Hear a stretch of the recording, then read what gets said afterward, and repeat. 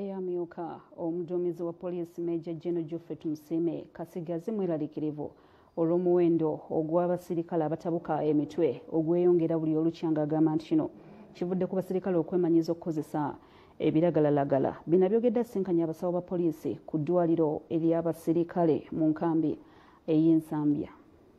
Amyuka omuduumizi wa poliisi mu ggwanga Major General Tumusiime Katsigazi mu kutuuka mu nkambi ya poliisi Ensambya asoose kulambula ennyiriri z'abasirikale.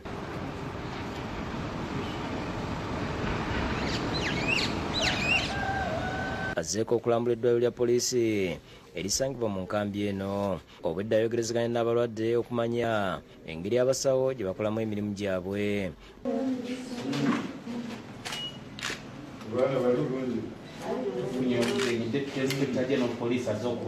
Bamaliriza okulambula asinkanya abasawo ba poliisi ne bamubuulira embeera gye bakoleramu.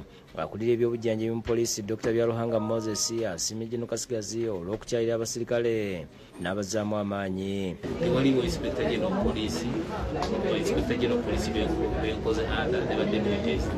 Tewaliwo yali akyalidde poliisi services mu butongole ng'olwaleero Major General Tumusiime Katsigazi kyakoze. Ekyo nakyo kikulu nnyo kubanga bano abasawo balabanga mukama waffe bw'oyinayanga bigenda kukendeera olw'embeera y'ebyenfuna. Ey'obuzibu tulina kati ka ssente zaafulumye gavumenti yatugambye capital development okuzimba kutandikawo purojekiti ez'amaanyi ennene.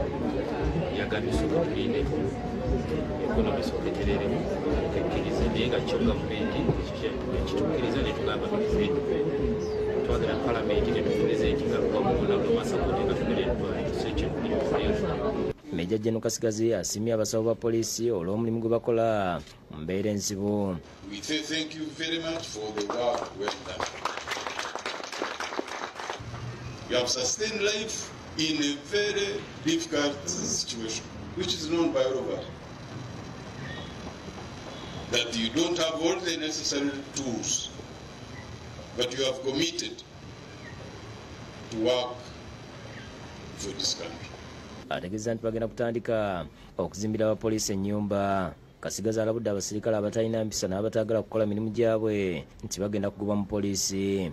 Mweraliikirivu olw'abasirikale bagamba nti basussizza okukozesa ebiragalalagala ebibaviirako okutabuka emitwe. We are supposed the mental person is a victim, isn't it? But in an African setting, if you have a mental problem, the solution is to hit you with sticks. But I'm sure you medical, you have a different setup. You need to treat that person. Kyokka abasirikale bemulugunyiza olw'okusangula abasirikale bannansi ku nkalala ku basusse abasirikale nga wano banokoddeyo poliisi Kabalagala ne Namayingo. We try to engage with them that system is reversed, but unfortunately it's taken around 3 months so far. And there is what I'm still physically. Sulaiman Mutebi yakusakidde gure ino. Olwele nnyo Sulaiman Mutebi ziri 10 zakayita ku ssaawa emu. Katusooke tuwumulemu kitundu kyaffe kisooke ky'amawulire agabuutikidde. Bwe tukomawo mugabuutikidde. Ensiitano y'abakirimaanyi Ukraine ekaayidde Russia ebagobye mu bitundu bye baawamba.